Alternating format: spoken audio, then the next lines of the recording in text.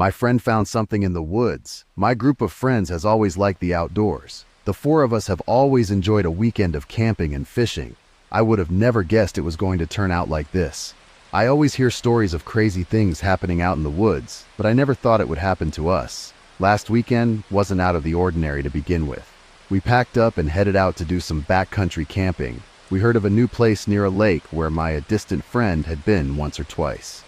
We were told that this area was quiet and had great fishing. Our group consists of 4 guys who have loved camping in the wilderness for our whole lives. Todd is maybe the roughest of the 4. He stands at 6'3" and is up for almost anything. Ryan is definitely the smart one in the group.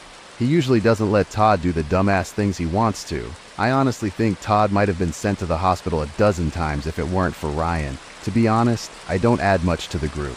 I'm just there for the good time and really follow what everyone else is doing. Liam is a little bit different. Before last weekend, I would have called him the skittish one, never really wanting to do any of the dumbass shit we're getting ourselves into. Not to make fun of the guy, but he just usually doesn't get into trouble. It's for that reason that I have such a hard time trying to stomach the things that I saw this weekend. We hiked for about 2 hours to find the perfect place to set up camp. God, it was beautiful out there. A nice open place right beside the lake. The water looked almost like glass with the reflection of the hot sun shining up to shore. Who knew a place so beautiful could be filled with so much horror? We decided to take 2 tents instead of 4 this weekend to conserve some weight. I got bunked with Ryan, and Todd was set up with Liam. Before we had even finished getting camp set up, Todd had started to blow up his inflatable kayak. Liam was trying to get Todd to help finish setting up their tent, but Todd didn't really care. I'm lucky I got set up with Ryan because he has a serious work-before-play mentality. Todd was already on the water by the time we had finished setting up. I was ready to join him as we only had a few hours of daylight left. Ryan and Liam weren't too keen about going fishing right away and suggested going on a hike to check out the area. I'm not one for hiking, and Todd isn't either, so me and Todd set out on the water while Liam and Ryan went out to the woods. After about 2.5 hours of no luck on the water, we paddled back into camp. It was getting close dark, and we were hungry. Back at camp, Ryan and Liam were sitting by a newly lit fire. Before I even stepped a foot on that campsite, I knew something was wrong, a tightness in my chest that felt like a hand squeezing from the inside. As we walked up to camp, I got my first look at the source of the bad feeling. "Look what I found!" Liam yelled with a smile. The volume of his voice startled me, and I took a small step back. In his hand, there was a small wooden doll. When I laid my eyes on it, my heart skipped a beat. I was frozen in place for a moment, unable to move.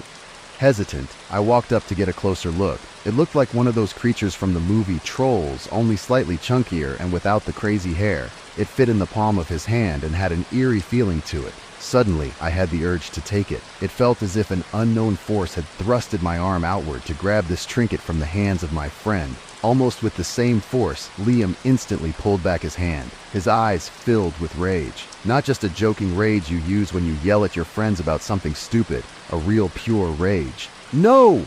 he said firmly with a voice that echoed across the lake. As quickly as the urge came to take the doll, it was gone. My lungs felt empty, and my heart just the same. I took a deep breath and looked at Liam, hoping his rage had left him too. It hadn't. He looked at me with the same rage in his eyes, staring. "Sorry, I don't know what came over me," I muttered with a neutral tone. I had never seen Liam like this before. He was usually so kind. I looked at both Todd and Ryan. They looked both as confused as me. Eventually, Liam's rage disappeared and he went back to normal. Well, not normal. There was something off with him. I knew it was because of that damn doll. We roasted some hot dogs and talked around the fire as the sun set. Liam was oddly quiet during our conversation. He didn't say a single word and ate in silence. He only perked up when we mentioned the doll. "So, where'd you find that thing anyway?" Todd asked, with his mouth half full of hot dog. Ryan looked at Liam to answer, but he just sat there silently, staring. Ryan answered, "It was inside of a tree, maybe a squirrel hole or something, I'm not sure. I went to grab it, but Liam, it's mine." A chill trickled down my spine. After an hour of not speaking, the only words he says, "It's mine." 2 simple words. 2 words that chilled me to the core. He stared at the 3 of us with a deadly look in his eyes and didn't move a muscle. "What's going on with your eyes, man?" Ryan asks. He was right. Something was off. Liam's eyes were always bright blue, but now they seemed darker, a kind of gross yellow, almost what I'd imagine a wolf to have. Liam didn't respond. just sat there, clutching this doll so tightly in his hands that his knuckles were turning white. Something was terribly off with him. That doll was affecting him in some way none of us could comprehend. We took a second to grab our bearings and continued to talk. Somehow, we shrugged off the odd things that were happening to Liam. I know now that we should have taken that fucking doll away from him. If he had, I'd still see Liam as the nice guy I know he truly is. Once we went to bed is when the real terror started. Me and Ryan shut out the lights not long after we got in our tent. It was hard to sleep with the sound from the other tent. Todd and Liam were arguing about something and it sounded pretty heated. I never asked Todd what the argument was about, but I assume it was about that doll. The argument went on for about a half hour until it suddenly stopped. All I could hear was the sound of the frogs croaking and the odd chirp from a bird. Then I heard footsteps going out into the woods from our campsite, slowly growing more distant and eventually out of earshot altogether. I assumed that Todd had gotten pissed off at Liam and went to take a piss or something. The only problem? I saw no flashlight go out into the woods. I looked over at Ryan, but he seemed to be asleep. I played there and thought for a few minutes. I figured I'd better check in on the other tent to see what was going on. I slowly climbed over top of Ryan to get out of the tent. I grabbed my flashlight and walked over. I zipped open the other tent and I saw Todd sitting there in his underwear. Alone. Where the hell is Liam? I asked quietly. I don't know, he just got up and left. Todd said without a care in the world. His dumbass didn't even take a flashlight. It only struck me then how out of character this was. Liam wouldn't even go out in the woods alone with a flashlight. Never mind in the dark without one. He must be really pissed, or something is terribly wrong. Don't you think we should go find him? I asked with a hint of frustration. Liam does not want to talk to me right now. I could tell that Todd was afraid by the way he muttered his next words. Something is wrong with him, man. I don't think anyone should be around him right now. I left without saying another word to Todd. Once he makes a decision, he's set in his ways. I knew he wasn't stepping a foot out into those woods. I thought he was just being dramatic, making an excuse to stay safe in that tent. Todd could not have been more right. I wish I had known. I shook Ryan awake and told him Liam was alone in the woods without a flashlight. That goddamn idiot, Ryan spat out as he threw some pants on. It's not often that good Christian Ryan uses the Lord's name in vain. I guess he just wasn't too happy about being woken up in the middle of the night. We flicked on our flashlights and pointed them in the woods. Even with the beams shining full blast, the woods were as dark as ever. I couldn't shake the feeling that something awful would happen in those woods. Every minute in those woods felt like they dragged on for hours. I could feel my heart pounding on my chest like an animal trying to break free. The horrible feeling I had when I saw that doll had come back. It had never felt more real. The only thing keeping me sane was the sounds of the forest. I'm usually not comforted by buzzing bugs or screaming crows, but something about the noise calmed me. It couldn't have been more than 10 minutes when we found Liam. The noises of the surrounding forest cut out instantly, like someone had just pressed pause on their phone. Me and Ryan stopped and froze, as if we had turned to stone on the spot. I had never felt so vulnerable. I had the feeling I was being watched. I could see Liam's yellowed eyes in the back of my head, piercing my mind. I knew that he was looking at me. I just couldn't find out where. I snapped out of my petrified stance and started to look around. Ryan quickly followed suit. I couldn't see a thing. Even with the flashlights, the darkness has consumed the forest around us. Something broke the silence, barely audible, but it was there, a labored breath, almost like a panting dog. The sound that was so quiet was somehow so loud. It consumed everything around me. I couldn't place where it was coming from. Again, I froze in place. Something had fallen on my shoulder. I reached my hand up to touch the foreign object. It was wet. Wet!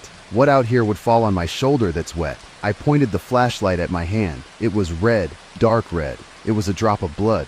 I felt my ears pounding with the beat of my heart as I looked at the liquid on my finger. The only place it could have came from was up.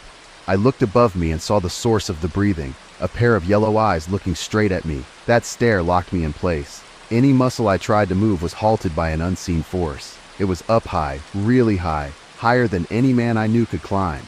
Up there on that tree, perched the man I knew as Liam. His body was darker than the night itself. His arms looked to had grown a foot in length, his legs too. Maybe my mind was just painting a grim portrait, but I swear his body was different. I couldn't make out a single facial feature. All I saw was a blank canvas with those glowing yellow eyes. I knew it was Liam. I remembered those eyes by the fire as if it happened 5 minutes before. It was him. It was Liam. Under one of his large hands looked to be a small rodent, or at least what was left of one. I remember it so clearly. Every time I close my eyes, I can see those eyes staring at me. Like the snap of a rubber band, I regained control of my body. I ran. I ran back to camp faster than I've ever ran before. I could only hope Ryan was following me because I was not looking back. I entered the clearing of our campsite and saw Todd standing in front of his tent. "What's going on? I heard screaming." I don't recall screaming or even making a single sound. Ryan must have cried out while I left him there. I looked at the kayaks on shore and know that was the only way to be safe. "Get a f***ing boat!" I screamed at Todd. I looked back to the forest and I saw Ryan running into the clearing with his eyes wide. He stopped for a second and clutched his heart to catch his breath. "Boat!" I screamed, this time directed at Ryan. As I looked back, Todd had one kayak in the water, dragging a second. As quickly as before, I ran to the boat and jumped in. Ryan followed not far behind. I paddled and paddled until my arms gave out, only looking back to see that Ryan and Todd were close behind. "What happened? Why are we out here? It's damn cold," Todd yelled with confusion. I hadn't even noticed he was still in his underwear. That was the least of my worries at this point. Neither me nor Ryan felt the need to answer Todd, to petrify, to say a word about our experience. My heart had finally decided to slow down. A part of me wanted to look back at our camp, see if that creature was there watching us out in the lake. No matter how hard I tried, I couldn't find the strength to look. Without saying another word, I laid down in my inflatable kayak. The small waves rocking me back and forth made my eyes feel heavy. I eventually dozed off. I woke up to the bright light of the shining sun. The rocking sensation I felt the night before had disappeared. I looked around and saw that I was beached up on a rocky shore. I was on the same side of the lake as the campsite. I could my neon green tent not 300 feet from where I had landed. Along with the tent was 2 kayaks up on the shore.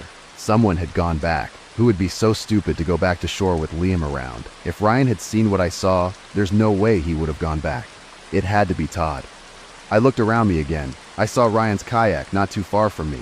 He had ended up quite close to where I was, about 20 feet further from the camp than me. I paddled over to Ryan and gave him a few pokes with my paddle until he woke up. "Todd went back," I said calmly to Ryan. Even being awake for seconds, Ryan knew how dire this situation was. "He did what?" he asked me firmly. It was less of a question and more trying to cope with what he'd just heard. He kicked off and we paddled back to the campsite. Strangely, nothing felt off when we were approaching the campsite. Nothing like what I had felt coming back the day prior. I just knew. I knew by some feeling in the back of my mind that the doll was nowhere around our campsite. We beached our kayaks and hopped out onto dry land. Once I stepped on that rocky shore, the uneasy feeling returned. This time it wasn't about Liam, it was about Todd. After the walk back to the truck, Ryan called. The police were there within minutes. I told them that Todd and Liam must have gone out into the woods in the night and didn't come back. We woke up to find neither Todd nor Liam asleep in their tent. Ryan told them a similar story. Not one of us said a word about the doll or what we saw in the woods the night before. As of now, the investigation is still ongoing. It's Wednesday now. They went missing Friday night. I have no doubt that Liam is still out there somewhere, a little piece in the back of my mind, like a distant memory trying to pry its way out. I can hear what sounds like Todd screaming, not a scream like I've ever heard from him, a scream of terror. I didn't mean to make a wall of text like I did here, but I couldn't really sum it up with less words. You have any questions about this experience? Maybe something I missed, please ask. I'm writing this late at night, and I'm far from an author. I apologize for any grammar mistakes or anything of the sort. Bonus story. My wife cheated on me with death. I was so happy when my wife said that she was pregnant with my child. I was ready to be a father and I wanted to be a grandfather. I also had the money to be able to support this child. My wife was also ready to be a mother, and she would make a great mother. In our relationship, it was ready to evolve to motherhood and fatherhood, and family was the next thing. A family would really make things good, and all relationships evolves to having a family. Recently, things have seemed pointless, and now a child will bring more purpose to my life. I'm grateful because a lot of relationships don't evolve to the family part. Most relationships don't have money, or they just don't feel ready. Our relationship has, and I even have the time to be a father. As we got ready for the child and we made the baby room and got all the baby clothes, things were really coming back home now with us becoming a family. Normality has gone out the window, and a new normal is coming in now. Then, when I was in the labor room and the baby came out, I couldn't believe it. I couldn't believe that it was Death's baby, and she cheated on me with Death. The baby came out not being alive. How could she have done this to me? And for everything we have done, it was so humiliating, and we buried the baby, and nobody was talking about what my wife did. Then I had to confront her, and she promised that it was my baby and not Death's. I believed her as it was so sincere. Then one day I saw her going somewhere outside when she should have been at work. She went to some old building and down some cellars. In this cellar were male dead bodies who have just been recently pronounced dead. There were other women there as well, and they all reproduced with the dead male bodies. After a couple of days, she told me we were pregnant with a child again. I confronted her, and she didn't try to lie or make up excuses for what she had done. She simply said, "Death deserves children."